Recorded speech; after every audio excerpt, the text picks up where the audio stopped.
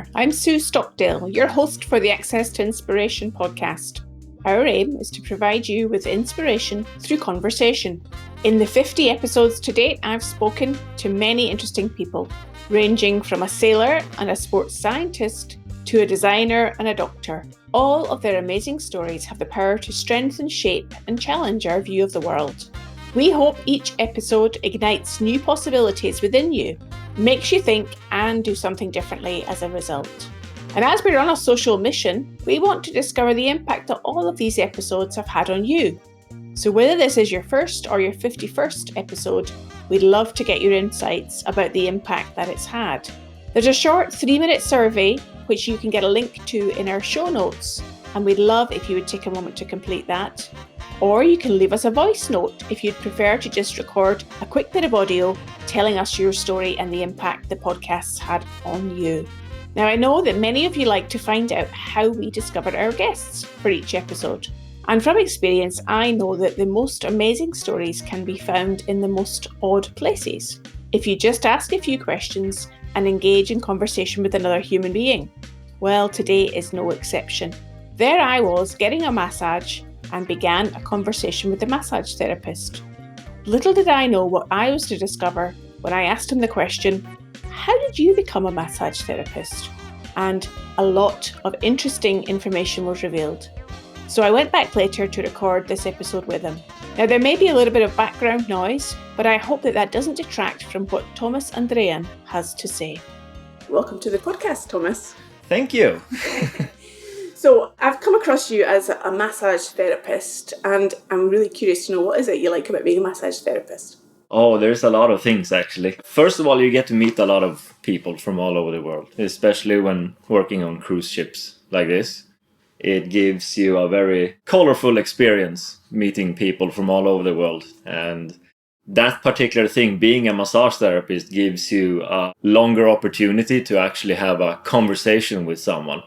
And you are bypassing a lot of social barriers very fast, since you're actually having someone on the table, massage table, and you're doing hands-on treatment, which is a little bit intruding maybe for some people, but you are passing by a lot of social barriers. So people tend to open up. You get this very close, fast relationship with the person you have on the table. So conversations go from anywhere to everywhere very quickly, which is amazing because it does color your mind with a lot of perspective on things. So not only are you helping those that you're treating, they're helping you in a way, they're giving you information. Absolutely, absolutely. Sometimes you can have a massage for 50 minutes and your mind is completely blown when you exit the room because you've taken part of someone else's life experience in such a way that you wouldn't get anywhere else. Like, you don't bump into someone on the street and have a 50-minute conversation. It's just magic in that sense. So it sounds like it's really impactful for you. You really enjoy it. And I know that your journey to get to become a massage therapist is a really interesting one. And maybe if I can just almost take you back to when you were a young child. I understand you were brought up in Sweden. Yes, that's very true. Tell me about what was that like? What was it like being a child? In Sweden, I think it's very balanced. You don't have a lot of risks, actually, except the risks you create yourself. We don't have any natural disasters. We don't have any tectonic plates or volcanoes or stuff like this. No hurricane seasons. We don't have a lot of dangerous animals. So you can kind of remove all that proper dangerous stuff out of the equation. Yeah, Sweden is Sweden. It's a good place to grow up. And when you were young, was massage therapy something that you had heard about or seen? What were you thinking as a young Thomas? What did you want to be when you grew up? I had no idea. I realized now in later years that I actually allowed life to take me wherever. I had no idea what massage therapy was, pretty much up until I was in the 20s. So there was no idea whatsoever to become a massage therapist. And when you were then at school, and then people often ask a person to turn their attention to what their career will be, what were you either encouraged to do or what took your interest? I was more into electronics and technology. My big brother, who's 12 years older than me, he also picked up the interest for computers. And with him guiding the way, the interest just really grew bigger and bigger. So when I finished compulsory school and you apply for upper secondary school, there was this completely brand new school, an IT gymnasium as they call it, where all the students would get laptops and you would start introducing computers for real in young people's lives to develop their sense of interest for it. But at that time I had already assembled and built computers for a couple of years with my bigger brother, so I was already good at it. So it was through a summer job as a computer technician at a store in the middle of Stockholm. Continued working in the store after the summer holidays. So I actually skipped out on upper secondary school.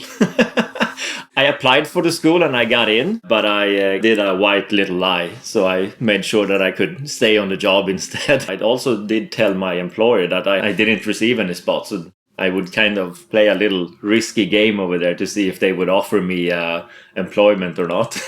Luckily they did. So by the end of that year, they did offer me employment instead. So obviously I said yes to that and dropped out of school. Continued working with computers. And therefore, one's imagining you're on a certain career track with computers and technology. How did you get from there into becoming a massage therapist? Oh, that's a big leap. Well, I worked with computers for 10 years. About at the age of 23, my interest for computers kind of died out a little bit. Mainly because there was a bad leader at that current company I was working for. Kind of dissipated my flame, and then the interest just died out. I felt that there was not too much more to explore. Well, in the IT world, it is so big, you will never learn everything because there are so many different ways to specialize. But I had enough with working with machines and computers. I wanted more interaction. So I quit that job and I took the opportunity to go back and study the upper secondary school that I dropped out of. So now going back 10 years later with a different perspective on life, actually going back to studying was a great thing, because with different perspective and insights about life, studying became way more interesting than it was before. Like being a teenager, fully blown with hormones and all kinds of stuff in your mind, you're easily distracted by a lot of things. So coming back with a little bit more age actually made a huge impact. You would realize that studying is for you and no one else. And if you're interested, it's your way to go. And what were you studying? Well, since I dropped out of the gymnasium, I didn't do any of those subjects. So I kind of lined them up, all of them, and then just chewed my way through them one by one. Classical subjects. Swedish as a language. We have a system where we grade the courses A and B, where A would be the basic version and B would be more advanced. So I shoot my way through Swedish, English, biology, nature science, mathematics, religion, social studies, all these subjects, the basic versions and the advanced versions of them. 2 years instead of 3. And that gave me a lot of perspectives and insights about things. And the massage therapy come out there? Because I know that you use a kind of principle of logic and questions at some stage to make your decision as to what came next. Yeah. By the end of these studies, I realized that, okay, I need to start focusing on something that I will do for the next 10, 15 years. Because now when I have upgraded my backpack with knowledge, there's a lot of things to enjoy. So I started thinking about this, and then with having my old computer technician trial and error way of thinking for troubleshooting and repairing computers, I did the same way I did with troubleshooting computers. I would line up all my school books on a big table, and I picked one of the books up and I tried to remember as much as I could without opening the book. And by doing so, I realized that there were certain books I would remember way more information from than others. So sorting all these books out, I ended up with nature science and biology and subjects like this. I would remember whole chapters, I would remember quotes and everything from these. Not so much from other books. So that made me realize something, that I had some kind of subconscious interest in these subjects. There must be something inside of me that has an interest for things like this. So I thought, okay, if I am into nature science, what professions are there? Because I also realized that preferably you should do something that you enjoy and that comes easy to you. For me and mathematics, for example, it's not a very good combination. That wasn't in the list then. Yeah. I would have to fight myself every day to keep that even on a normal level. So that clearly wasn't an option. So looking back at nature science and biology and things like this, I was trying to find out what kind of professions you would have with this as a main guideline. So I stumbled over anatomy. And I thought, okay, let's get 1 or 2 books out of this and start reading it and see if I remember this as well, or if it does make any sense to me when I read it. So I did, and pretty much everything was very easy for me when I started reading it. I remembered names of muscles and anatomy, and I remembered physiology quite easy. So I thought, okay, interesting. So this should be something I should look into. Maybe a profession within this sector of subjects would be something, since clearly it comes easy for me. So having identified the subject, I knew that this would be something I would have to do for the next 10-15 years or something. So I started writing down questions to myself. I bought a notebook and I started just randomly type down questions to myself. Easy questions where you would answer yes or no. A little bit every day. Sometimes in the mornings when waking up and having dreams, I would make questions out of those dreams and just write it down. Or mainly in the evenings when I've had a whole day of experiences, I would note down questions about the day. Completely random until I filled the entire notebook, which was maybe 2.5, 3 months or something like this. That's quite a bit of work. That's quite a bit of work.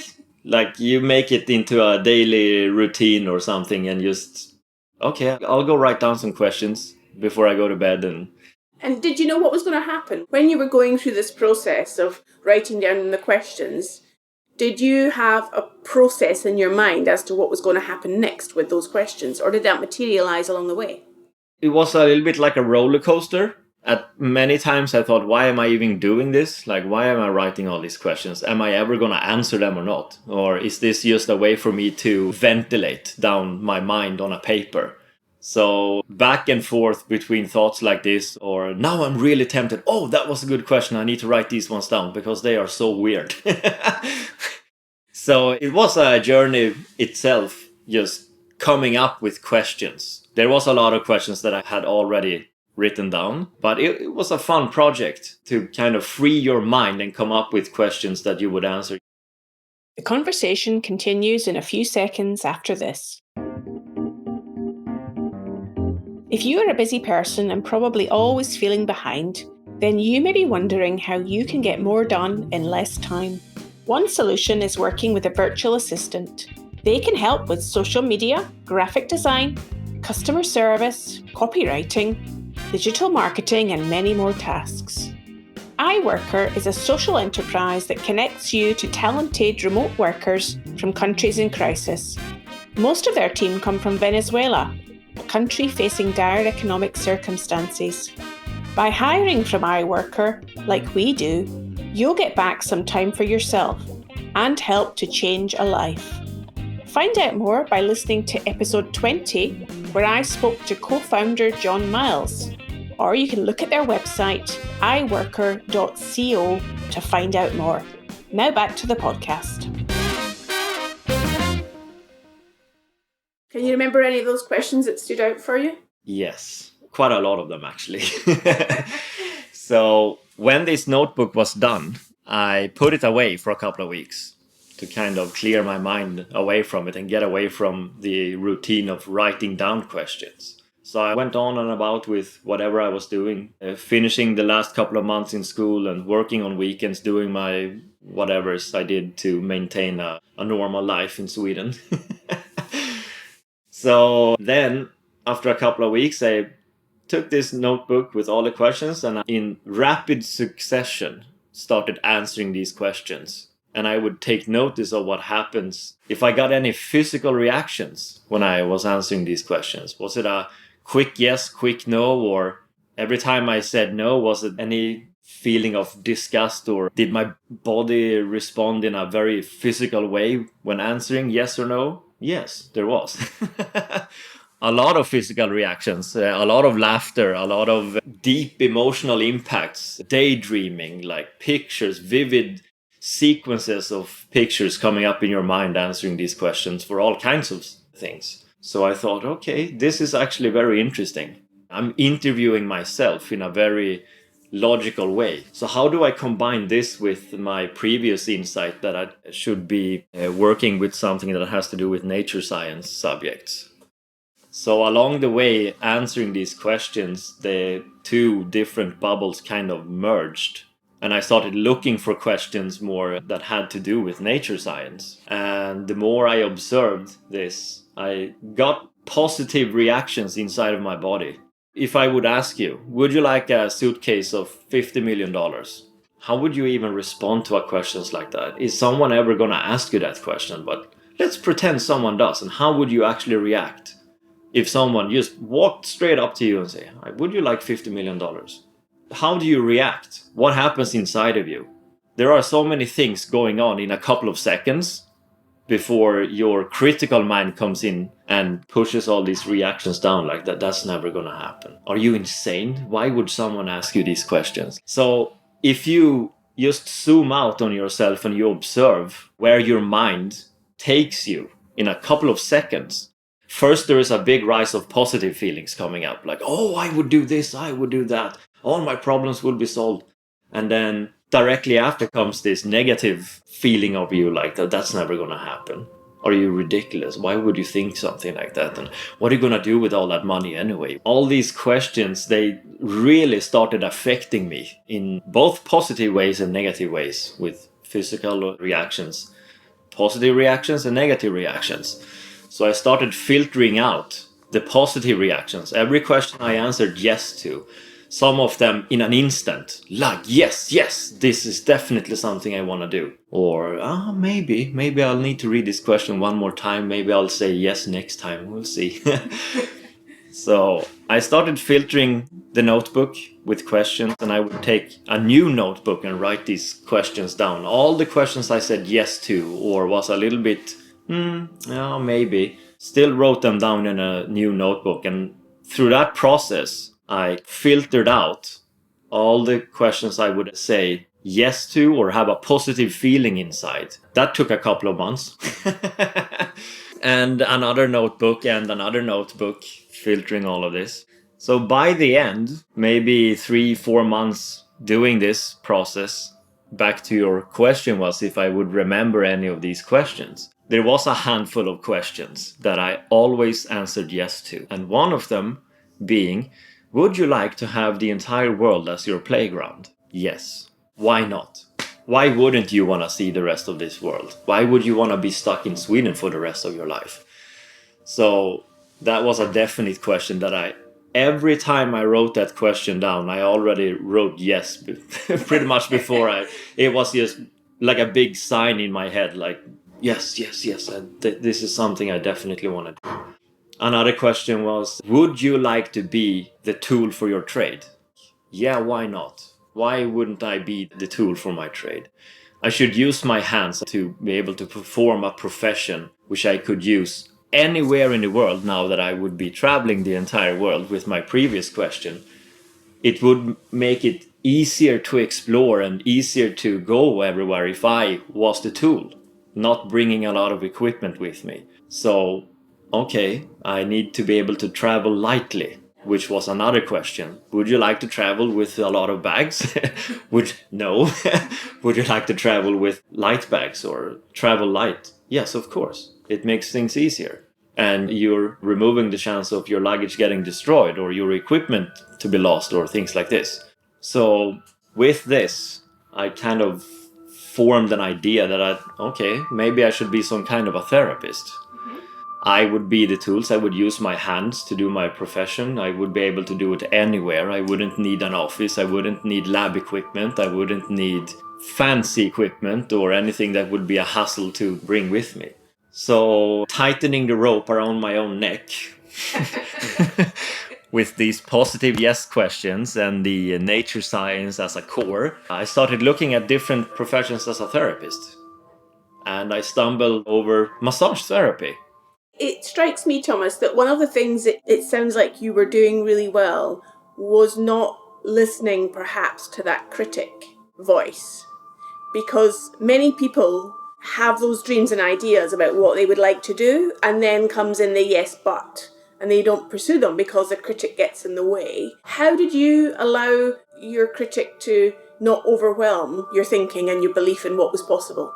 That is an excellent observation from your side. Talking about it like this now actually makes me realize that chasing down and hunting these positive reactions in your body while answering the questions yes or no, clearly you want to feel positive, even though it's very healthy to feel negative and bad in many ways. That's another spectrum of buttons to gain insights about yourself. So it's healthy to have both. But I think during that time, answering all these questions, I really wanted to find something that would make me feel positive. I wanted to find a profession or something that would stimulate me for the next 10, 15 years in a positive way. On the contrary to mathematics. Whenever I get confronted with a mathematic problem, I just, bleh, no thanks. So I guess in one way, chasing those positive reactions when answering the questions overtook the role. And it's also important to be able to zoom out on yourself, to see yourself from different angles, different perspectives, to realize that you do have a positive way of thinking and you do have a negative way of thinking and you do have a critical way of thinking. And how do you sort that out? If you can put your finger on whichever it is and realize that this is actually a very negative way of thinking, you put it more into an objective way of thinking about it, and then having those insights and the ability to identify your own thoughts and kind of categorize them as positive or negative, you can then start attacking them with further questions like, why am I thinking like this? How am I thinking like this? And like one of those rubric cubes, twist and turn, find solutions. If you can put your way of thinking into an object, and then you can take that object and twist and turn it with different ways of thinking. Like, okay, let's try to think positively about this negative thought that I just had. Am I able to convert it, or am I able to twist and turn it into something positive instead of thinking only negative about it? I became my own Rubik Cube with thoughts and insights. So this obviously became a little bit messy. So I started drawing a lot of mind maps on paper. So whenever I had a very positive thought or when I had a very negative thought, I would mind map it down on a paper. I would draw it in the middle of the paper and I would draw different ways to approach that thought around it. And I would just, first of all, to get it out on a paper so you don't have it circulating in your mind. Let's say you have a negative thought and you turn it into an object in your mind. And you start twisting and turning this cube and try to approach it in different ways. Your mind is very easily distracted by all your senses. So if you're not sitting down and really focusing on this, it's going to be hard for you to keep that mental picture trying to solve this puzzle in your mind completely. So it's easier to draw it out on paper so you can see it with your eyes, to get input from one of your senses. Maybe you can touch the paper as well with your hand to get a feel of what it is. Can I touch this thought? How do I feel when I touch this cube that I've just put on paper now that I can see it? If you pose the cube as a question, why don't try to read it out loud so I can hear the question? I can hear myself saying it. So now we're all of a sudden engaging a lot of our senses to find solutions for it. I'm imagining as you're describing this to me that all of a sudden the word massage therapist, or the picture appeared on your mind map as the answer. Was that how it happened? Yes, that's exactly how it happened. So I wrote down massage therapist on a big A3 paper where I would have lots of space to just deep dive into every category that I drew around it.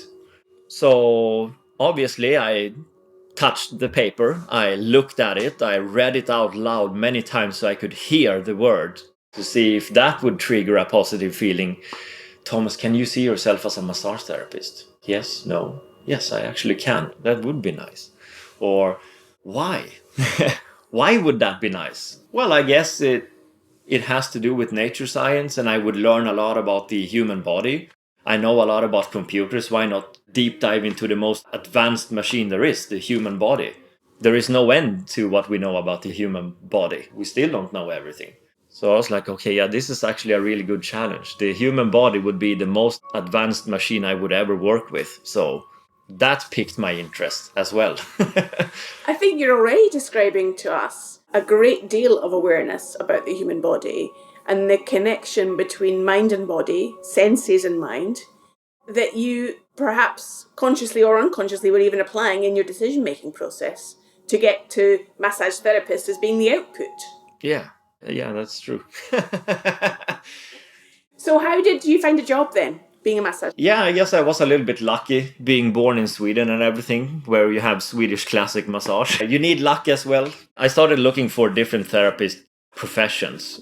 And in Sweden, we have a school called Axelsson's, which is the oldest school in Scandinavia for massage therapy. I did some research. I went to their webpage, I read about it, and I looked at the course details, what you would learn. And I thought, okay, this is definitely something I'm going to have a go at. So it's a private school. In Sweden, we have a lot of financial support from the government. You can get support if you want to study something. But this, since it was a private school, you don't have support from the government. So you have to take a loan to be able to study there or financially do it yourself. So coming fresh out of secondary study school and working extra on weekends, I thought, how do I get this money then?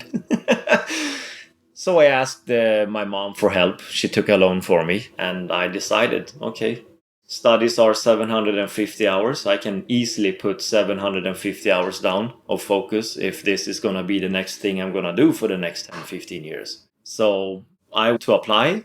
They took me in and I started my journey and went through training. And was it as enjoyable as you imagined it would be? Yes. Definitely. I had already started growing a big interest for physiology. And since I knew that nature science subjects would be something that I could read easily, I enjoyed every minute of that training. And then in terms of making the world your playground, as you describe it, did cruise ships and being a massage therapist on cruise ships enter into your thinking at that stage? Luckily, by the end of the massage training, this school had arranged for a lot of companies to have seminars at the school and talk about how it is to work as a massage therapist. So we had companies talking about how it is to have your own clinic. We had companies talking about how it is to be employed by a big massage company and go from company to company. Sweden has a really good deal with this actually. If you have a company, you can have a therapist come to your company and give all your employees massage, and it's 100% deductible from tax for your company by the end of the year. So you can give all your employees free massages, basically, which in the long run is very beneficial for your company. So there was a couple of different companies talking about this. They would have 50, 100 therapists working under them, sending them out to all different companies. But then there was also people from a cruise ship who had a seminar. And I thought, oh, okay. So this answers my question. Would you like to have the whole world as your playground? So obviously I really paid my attention to their presentation and said, okay, yeah, this is what I'm going to do first. I can definitely work in a spa on board a cruise ship and have my scenery shifting outside my window. At the same time, I'm using my hands, my body as a tool to do my profession. I sent all my papers to all the Swedish cruise ships that we have in the Baltic Sea. And one of them responded fairly quick. Apparently, my application got in 40 minutes after one of the massage therapists on board had resigned. So they resigned, they went for lunch, and when they came back from lunch, my email was top in the inbox with my CV and everything, and they said, okay, perfect, let's call this guy. I don't know how lucky you can be, but that was the start of it. So I went for the interview and everything went well, and off I went for my first cruise ship in the Baltic Sea, where I would stay for 6 years. It's such an amazing story to hear that the insights that you gained about yourself in that process, the decision-making process you used, and that connection between mind and body, even from the process of becoming a massage therapist. As you look now, further on in your career, in a cruise line, working as a massage therapist, is it your dream job that you imagined? Actually, it is. I don't even consider it a work.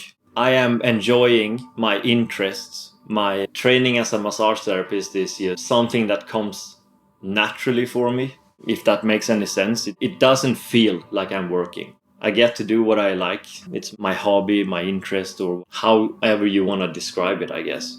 And here I am doing it on a cruise ship, exploring the world and just doing a lot of those questions that I answered yes to without even realizing it. And as you look ahead, you talked about, the body being the most amazing instrument to be explored.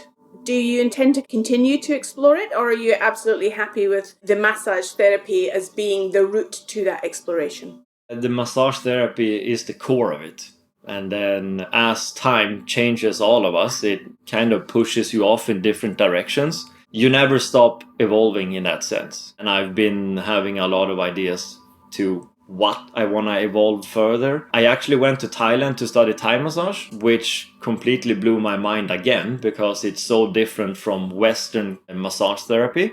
It's quite the opposite. First rule in Swedish classic massage is do not use your thumbs.